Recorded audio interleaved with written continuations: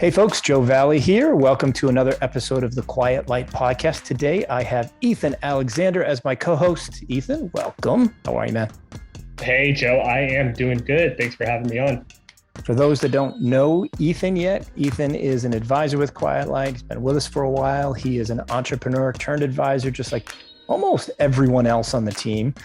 How many businesses have you sold, Ethan?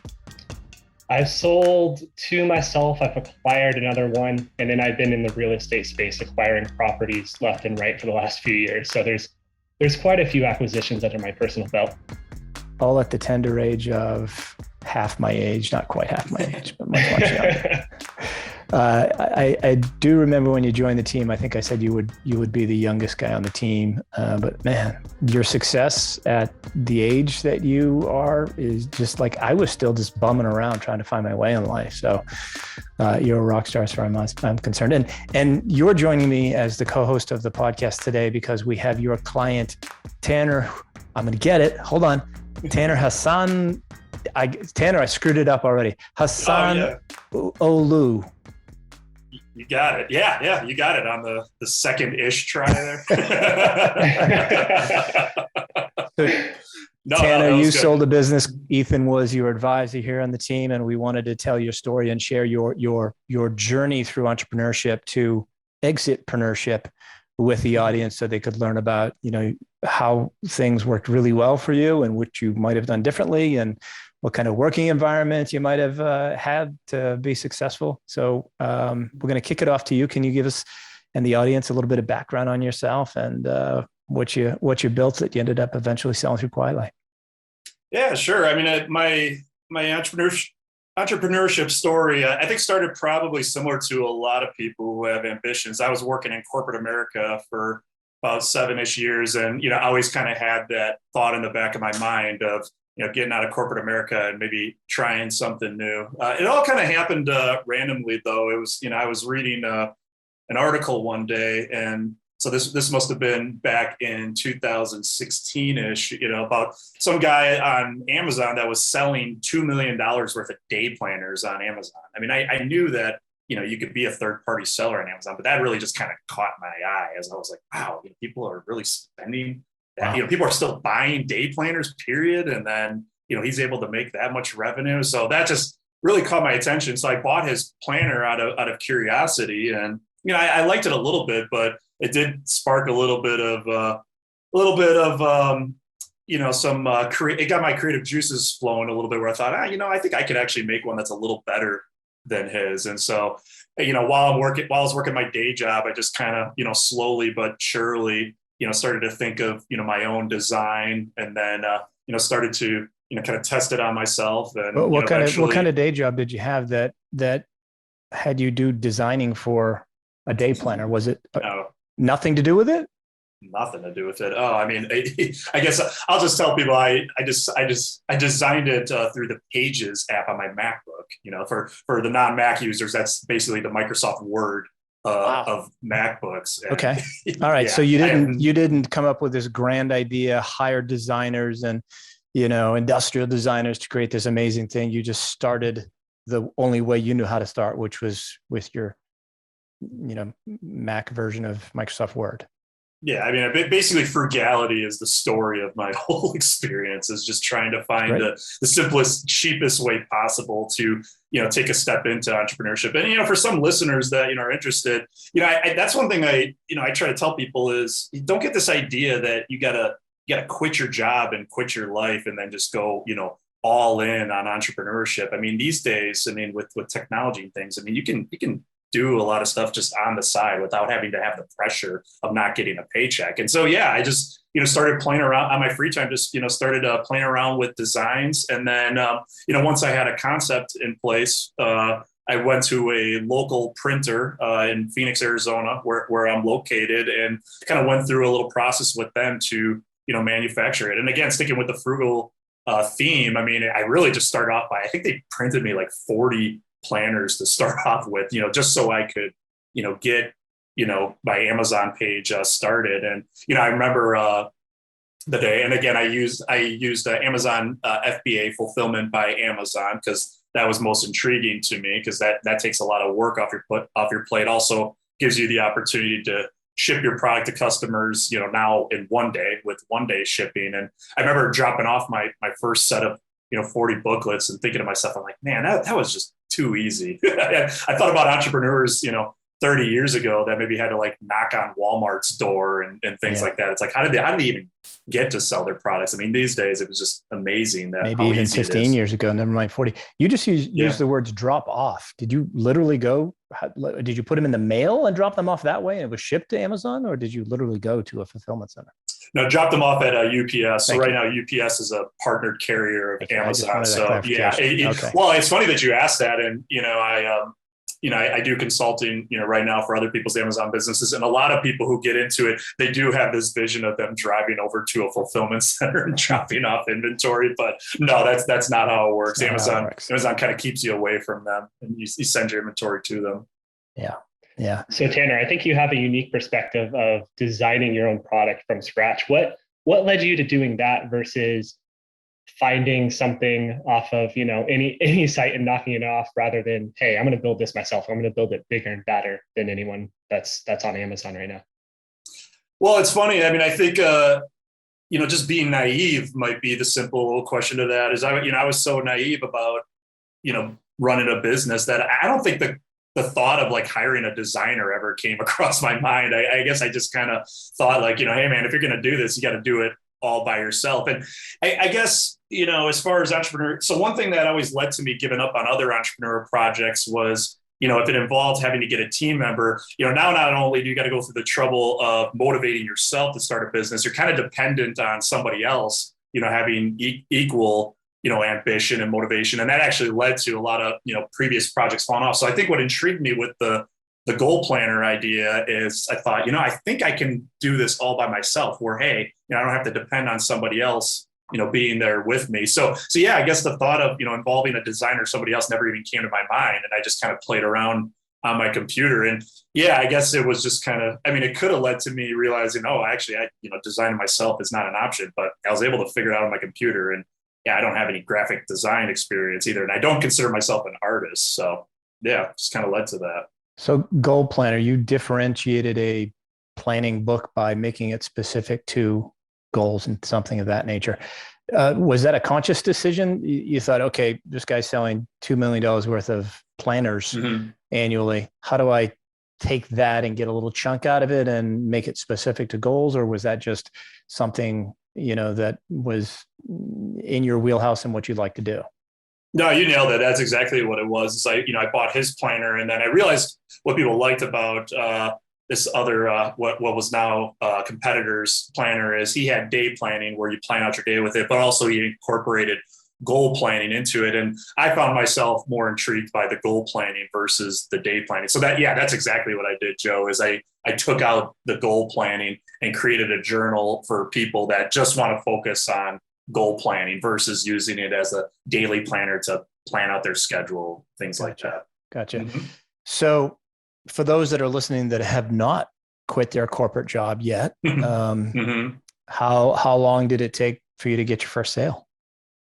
Oh, let's see. So yeah, I went live, I went live June of 2017. And so, I started off by, kind of being an old school direct salesperson to friends and family members, just to kind of, get some sales on there to get things going. And I think I didn't get any sales, I want to say, for at least a couple months. And I think I even went through one point where, I thought it was going to be a failed project. But, the thought I had in my mind was, well, what the heck? You came this far. And the question I asked myself is, instead of making it about me, I said, well, now you have this product that's an entity of itself. Have you done this product enough to give it a chance to do it? And I actually kind of updated my Amazon listing with some better images and things like that, thinking, what the heck? And then, I remember the morning I woke up and I got an email where it tells you got an order on Amazon, which I've seen that before, because it's like, I told, so-and-so to buy one. But then I remember thinking to myself, this had to be, so 2 months later, 2.5 months later, in August, I remember thinking to myself, I'm like, I didn't tell anybody to buy my planner. What the heck is going on here? And that was the most exciting moment, I think, of the whole process. Was all of a sudden a stranger bought my product on Amazon. And then, it just kind of slowly, took off from there. I think, I get maybe one sale every few days here or there. And then the second most exciting time is I remember, probably, 3 months after I launched, first time I got 2 sales in a day. Like that was just, that was so elating. So yeah, it was just very cool how it just kind of just slowly but surely grew, a few months after I launched it. And all this time you've still got your day job. Yeah. So I launched the product in June of 2017, started to get some sales around late August, early September. My birthday is October 6th. So it's actually coming up. And I actually told myself, I'm going to give myself a birthday present of leaving my day job. So I actually left my day job on October 6th. So about 4 months after I launched it, because I said, all right, if we're going to do this, let's do it and, focus on it. And your sales at that point weren't covering your day job payroll, though, right? No, I don't think payroll was covered until at least 6 months after launch, if that. So yeah, I mean, it was a little bit of a risk, but again, it wasn't a story of going all in. Again, I think having a day job, having some income to first, find out, like, is this something that can happen? So I think even though it was minimal sales, it's like at least at the point before I left my day job, I was able to say, okay, there is opportunity here. People are buying this thing. So that felt like a good time for me to, I, of course, have a budget plan on how to take care of myself for a certain amount of time. But now let's give this business the focus it deserves to, turn it into something. And how long did it take before it could, basically replace your day job? Oh, I would say, before it's funny. I would say if you factor in, having to pay for inventory, I would say somewhere around, 6 months. I think the thing I realized where, many people might quit, entrepreneur ambition, especially consumer goods, is, they don't. It's like as success is happening, success also leads to spending more money, and it's like when in consumer goods. Let's say, even if you get lucky very early on, you're getting, 100 sales a day. It's like, okay, great. But now you got to buy more inventory, and more inventory means more money. So yeah, it does take a little bit of time to, kind of get into the flow where you can have cash flow to support yourself. And then also, pay for inventory. For advice out there to any aspiring entrepreneurs, if you have good credit, 0% introductory APR credit cards were definitely my best friend, I would say, in that first year. I was able to purchase inventory without any interest rates. So that really helped. I will give some advice along those lines. If you own a property, folks, whether it's a condo, a house, whatever it might be, get a HELOC on it before you quit your job. I've told this story once or twice on the podcast. I sold my last company in 2010, and I waited to file my tax returns. Obviously I filed my tax returns in 2011, but I actually waited to set up a line of credit on my house, a HELOC, and I had a ton of equity on my house, but I waited into probably May of 2011 to do it. And so I had almost 7 figures invested in the market. I had a house that had almost that amount in equity, but I didn't have a job. And I go to my local bank, who is a small local bank, great relationship with. And I say, okay, I want to set up a line of credit. I want to get a HELOC. And they say, but Joe, you don't have a job. We can't give you a HELOC. That tiny little qualification. I was golfing with a mentor of mine, and one of the best pieces of advice he gave me was to set up a line of credit. I didn't do it. I do that now, and I recommend it now. So, but we've talked to people. I've sold businesses for folks that did exactly what you're doing. They, 0% APR credit cards just to buy the inventory and give themselves some leeway. Once they knew they had a product that had some velocity and could sell. Sure. Give them a little bit of a ramp up there. Well, yeah, and while we're on that, I mean, I would just say, because you're kind of leading to an important thought, because I'm sure some people are thinking, am I right for entrepreneurship?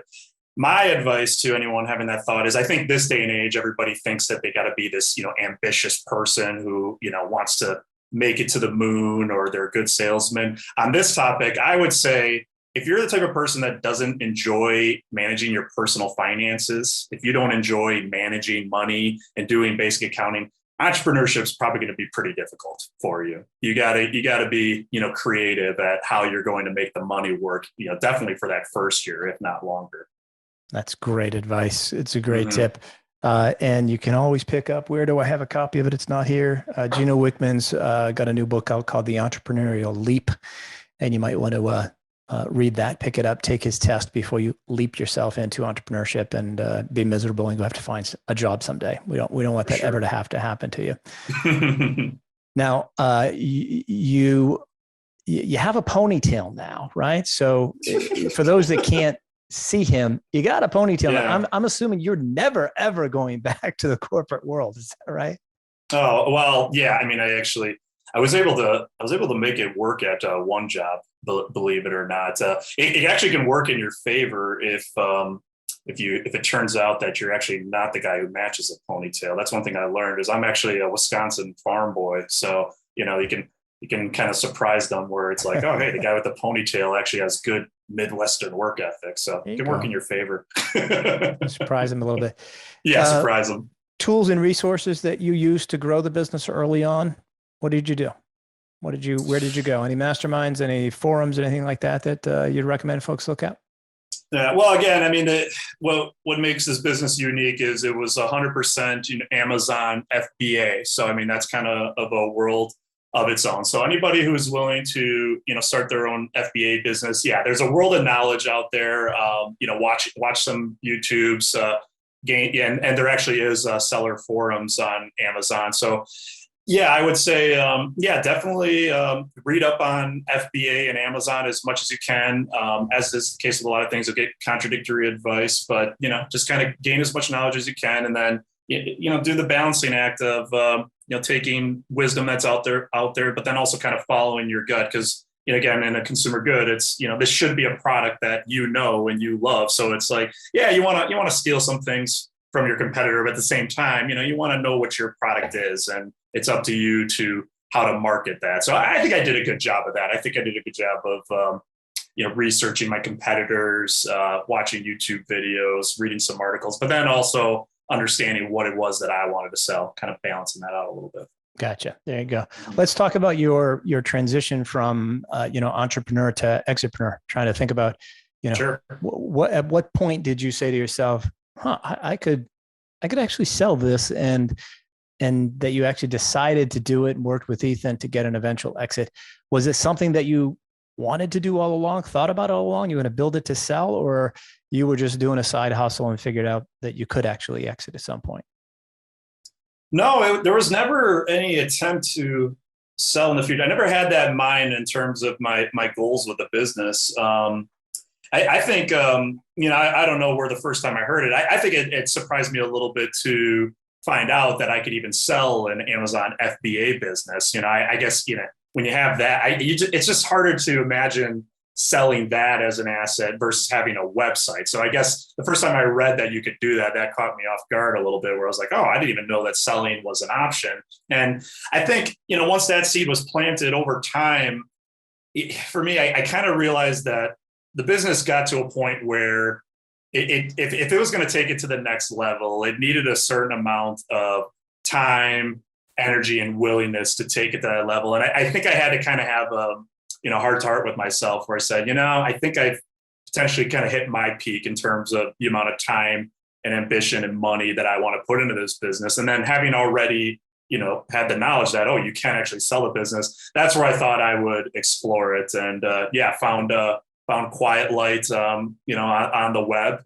got connected with Ethan. And when I got connected with Ethan, he was a great advisor, because, just because you're looking to sell or looking to post your business doesn't mean that's necessarily what you're going to do. And, that's a great thing about Quiet Light's, structure is, you guys don't make money until the business, actually gets sold. So there was never any pressure, as far as, hey, is this the go time? Do you have to sell your business? Or there was always relief of like, let's see where it goes. Let's see what kind of offers we go, but you don't have to sell. And, and as Ethan knows, there was a bit of a journey where there were some times where, I did, have to think about like, is this the the right move or not. Maybe should we back out of this? Yeah, well, it's an emotional process. Most For people sure. just think it's a number, but it's your business and a lot of dough coming your way. So it can get and generally always does get very emotional. Yeah.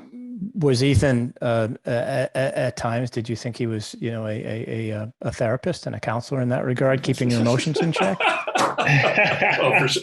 I mean, it'd be more entertaining if, Ethan was ready with some text messages to read off for the audience, but I won't put him on the spot here because, I mean, Ethan and I definitely, went through, I should have known it was going to happen because I bought my first house a few years ago, and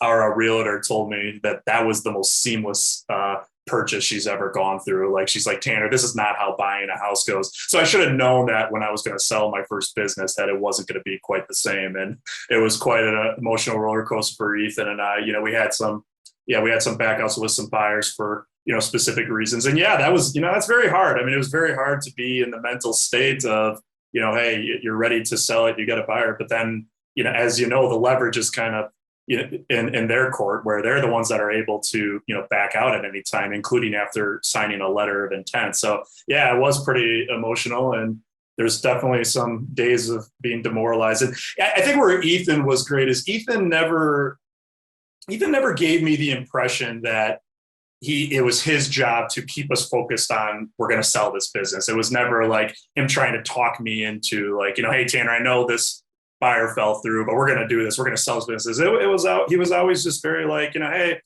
sorry that happened. What do you think you want to do? He was a good therapist. I mean, that is a good, word to use, Joe, because he was kind of, making me feel empowered, throughout the process of like, hey, Tanner, like, I know that, yes, I mean, obviously Ethan wants to get a commission check, but he never gave me the impression that he was pushing me to get there. And I think that kind of helped, take me off the ledge a couple times, and in the end led to us getting a good sale at the asking price. I should say, I don't want the audience to think that, because we had some bumps in the road that, we kept lowering the asking price. Ethan did a great job where it's like, no, we're staying firm on this price because we know that this is what this business is worth. And sometimes you just get a situation where it's a bad buyer. And I looked at the timelines prior to recording here, and it took a long time to get to LOI by today's standards. It was 60 days from signing the engagement letter to getting the business listed and getting your first letter of intent. But then it looks like from that letter of intent to closing, at least the very last one, it was only about 15 days. Ethan, can you talk about why the deal fell apart and how you managed to, what was your process? Did you relist the business? Did you go to backup buyers? What did you do? Yeah, I want to get Tanner's opinion on this as well, since he was involved in the very middle of it. But basically, this occurred on two separate times where we did move forward with the buyer, and then for random reasons, to no fault of Tanner's or the business, some buyer issues came up where unfortunately they had to pull out after LOI. So I wanted to bring up Tanner. This is something we usually don't expect to happen. It doesn't always happen, but it can. Unfortunately, in this case, Tanner, it happened twice to you. So I don't know, if you're lucky or not in this scenario, but I guess going through that process, knowing what you know now, what would you tell buyers who are kind of in that emotional state of, hey, or excuse me, sellers who are in that emotional state of, hey, I'm talking to buyers, we're getting offers in, I have decisions to make. I don't know which direction to choose. There are emotions like Joe's been describing here involved throughout the entire process. But I know you yourself throughout our many conversations, whether it's phone, text, email, Zoom, whatever it had to be, it was very calm, collected, professional. What would your advice be here to others going through a similar situation? Well, I think, now that it's all been finished, I think what should have, kept me calm and relaxed, the whole way through is we did get a good amount of interest, right? I mean, is that fair to say, Ethan? I mean, I was kind of pleasantly surprised, how much interest we got in the beginning. And now in retrospect, I wish I would have just used that as kind of a calming effect. Because even though we had a couple buyers fell through, the key thing that I should have kept in my mind is like, hey, you put this on the market and people want to buy it. And so, so to anybody who, wants to get involved, I mean, use your broker's knowledge. I mean, Ethan did a great job of, putting a right price. We did not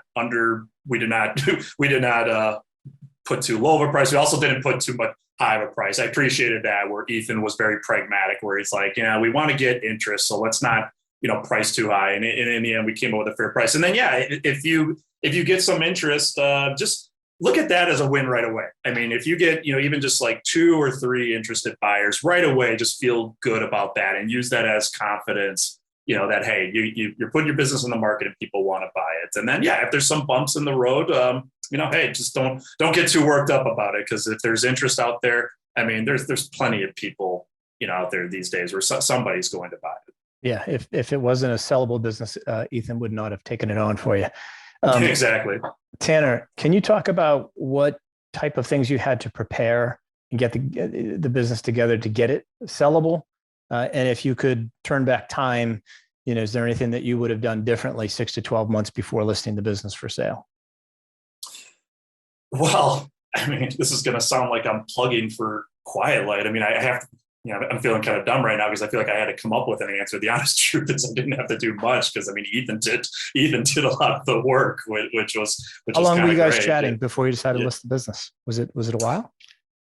I don't think so. No, I think it was just, I don't remember the exact timelines, Tanner, but it a week or 2, maybe.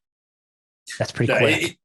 It was incredible. I mean, because we must have connected sometime in like May-ish or something like that, maybe late April. And I had the mindset that this is going to be a process where we might get something closed by the end of the year. But then it was like, before I knew it, a week or 2 later, like Ethan's sending me Outlook invites to meet with interested buyers. It went very, very fast. So, and I think that was the problem with making the buyers who opted out, kind of demoralizing, is I think we got off to such a fast start where all of a sudden I'm like, man, we might be able to sell this thing within, 3 weeks. Like this is going great. So, yeah. But yeah, I mean, again, anybody, like I mentioned selling a home earlier, I think, most people who sell a home, unless you have real estate experience yourself, a realtor does a lot for you that makes it worth it. And I mean, that's definitely the case with having a broker if you're interested in selling your business. It was nice to have Ethan there who helped with getting a lot of the financials together.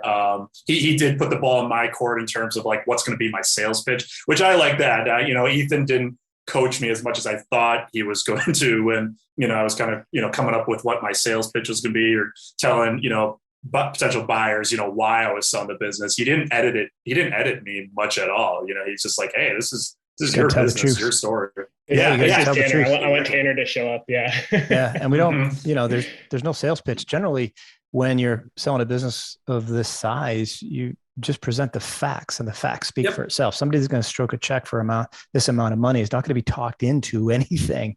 You present factual information, and it's educating potential buyer whether it's a good investment for them or not. And then they decide to make an offer or not, which is interesting. So you were pretty well organized then. If you thought sometime in May, you're like, you know what? I think I'm ready to sell this. And it's the first time you reached out. Most people are not that organized with their financials, and it's tough to do evaluation. Ethan, would you say that's pretty well? His books were in pretty good order? Well, I helped him get there a little bit, but but we were able to figure it out. It took a couple of conversations to us figure out, okay, where the actual valuation is. I remember after our first call, we were kind of estimating and kind of figuring out, okay, if this is the estimation, what's our game plan look like? What's your goal? What's your timeline here, Tanner? When are you actually looking to sell? And then we kind of finalized that conversation afterwards, dug into the details. And then after that, Joe, it was once we kind of had that post conversation after initial conversation, the rest of it was pretty easy. Was there accounting software with QuickBooks or Xero involved? Yeah.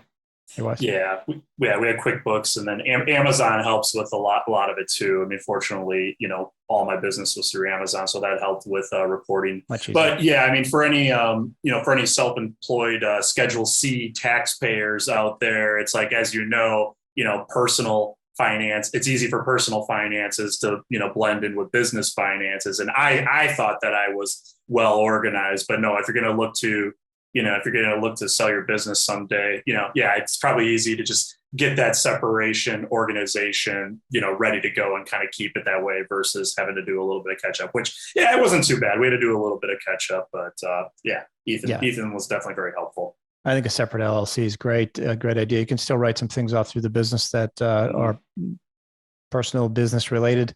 Your mobile phone, it's your business phone now, right? It's just the way it is. Let's transition to how you feel today, or actually it's been roughly almost 60 days since the transaction closed. You had a goal and objective. You had a date range, a date and a time that you wanted to sell the business, and for a certain amount of money, you achieved those. But I want to know how you felt when it was all said and done, and the transaction was closed. Money hit your account. How did you feel? About the accomplishment that you achieved there? Were you like, okay, that's cool, I got more money in the bank? Are we excited for your next adventure? How did you feel about the transaction closing and being able to move on? Well, I mean, relief was definitely part of it too. It was, when you have, issues with two buyers, then you start to get in a mindset of, the deal's not done until the deal was done. And even though there were moments where, Ethan told me like, we're done deal. I'm like, until I see that money in my bank account, we're not done. So there was definitely relief. And then, after the relief, and the emotions settled down a little bit, I think I got a little bit emotional, which is a good sign. I mean, if you're going to start a business, you got to have your heart in it. When I advise, other people on, selling things on Amazon, many people are too focused on, finding what they think is going to sell well versus the advice I always give is now pick something that you like, pick something that you enjoy and feel good about, because that's going to help kind of get you over the hurdles and the inevitable bumpy process. But yeah, with that, meant that once I gave it up, I felt a little emotional, but at the same time, I also felt, a little proud because, again, if you're going to get into entrepreneurship, many entrepreneurs talk about their early on failures. I got very lucky where, my first crack at it, went very well. And then once I successfully sold it, now you can't take that away from me. Now the business, nothing can happen to the business where I can call it a failure. So to be able to now 100% say it was a success and nobody can take that away from me, that made me feel really good. And that's also brought some confidence where, I'm not in a rush to do it, but I do see myself, starting another consumer goods business someday. And so, now I have, some good confidence in, being able to do it again. So it feels good. So what's your next adventure? Are you on one now? You talk about consulting. What are you doing now? Now, right now I'm doing consulting where I do freelance, basically freelance business operations consulting, Amazon consulting as part of it, helping people with their Amazon businesses. But really, what's cool is, it's funny how, where you can end up in your career. I mean, I never, supply chain management was not a thing that ever entered my mind. And I didn't even think about it when I was, starting the business I just sold. Is like just inevitably I had to become a supply chain manager just to make the business work. And before I knew it, I'm like, I realized, oh my God, I'm consulting people on supply chain. It's like, oh, hey, I guess I know supply chain management, which is a pretty cool thing. And I have to say, I'm actually enjoying that. I mean, I'm enjoying, being an advisor. I've always enjoyed coaching and mentoring people. So right now, I think I'm in a good place where, just doing, it's nice to make some income and then not have to, send it out to pay for inventory. So I think I'm just enjoying that a little bit. I'm enjoying that my income stays as income versus having to spend it on inventory and other expenses. So I think I might enjoy that for a little while. But no, I really enjoyed running a consumer goods business, and I think I guess I just picture the same story happening again. Is some product idea will come about just kind of randomly. Just the same as the first business. It just started with reading some article somewhere about some other guy's Amazon business. So I think that's what I see happening sometimes. I like that approach. You're just going to let it happen. You're not out there, desperately trying to figure it out. You're just going to let it happen. That's awesome. I wasn't planning on going this route because I didn't know what your next adventure was, but some of the audience might need your services. How would they find you if they wanted to? Oh, okay. Well, let's see. First, they would have to spell my name right. So, Tanner. If you search Tanner with one N, Taner, last name Hasanoglu, So yeah, that's Hasanoglu. So I have a profile on Upwork.com. So I guess I'll give a little plug to Upwork. I don't know if you heard of it, Joe. They're a freelance brokerage site. So they connect businesses with freelancers. And I actually use it as on both sides of it. I'm a freelancer on there, but I'm also a customer. And it's really cool. It's a real easy way to just go on there and look for somebody that can do what you want to do. On the freelancer side, I think that their fees are very reasonable. The fact that they're able to connect you with a lot of business. So yeah, if anybody, if anybody's thinking about, starting their own consumer business, and I'd say I have a little bit extra specialty in Amazon FBA. Just Google and find me on Upwork.com, and I'd be happy to help you out. I tell you what, we'll share the link in the show notes, folks. If you go to the back to where the link that you got this, there's some links down below that will have Tanner's contact information there. You can reach out to him there. Okay, Tanner, this has been great. Thanks for sharing your story, the journey you took with Ethan. It's been awesome. I'm excited for you. Excited to see what your next full-on adventure is, and having you back on the podcast someday telling the next story. Yeah, well, thanks, Joe. You didn't tell me to do this, but I do want to say, thank you to Quiet Light. This is my choice to plug Quiet Light at the end here. I do want to thank Ethan. Ethan never showed any conflict of interest in the process. I really felt like, he was just my business partner wanting to, sell the business with me versus pushing us to get to a sale. So, again, that's, I think that was actually just a good business on his part. Whether he's doing it consciously or unconsciously, it just really helped. It really helped as a seller, where I felt like, Ethan was my partner versus the guy who's trying to push us to sale so he could get his commission check. So I wasn't told to do this, but I do highly recommend Quiet Light, and definitely recommend Ethan specifically. Well, I appreciate the kind words, Tanner. I was going to say, I'm sure you do too, Ethan. Yeah, absolutely. It's just part of the process, helping first and making friends, right? You guys are staying connected. So, it's part of the process. So. We were forced to become friends, weren't we? It was like we were gonna be friends the way that process is going. So no, it was a lot of fun. Yeah, answering my text messages sometimes a little too late. I shouldn't have texted you that late sometimes, but yeah, it was all much appreciated, Ethan. It's all right. It worked out in the end. So it's fun along the way for me. So it's all good. Right. It's awesome. Tanner, I appreciate you sharing your story. Folks, if you want to reach out to Tanner, just look in the show notes and get some advice from him. He loves supply chain management now and other things Amazon related. Appreciate it, Tanner. Thanks for coming on. Awesome. Thanks, Joe. Thanks, guys.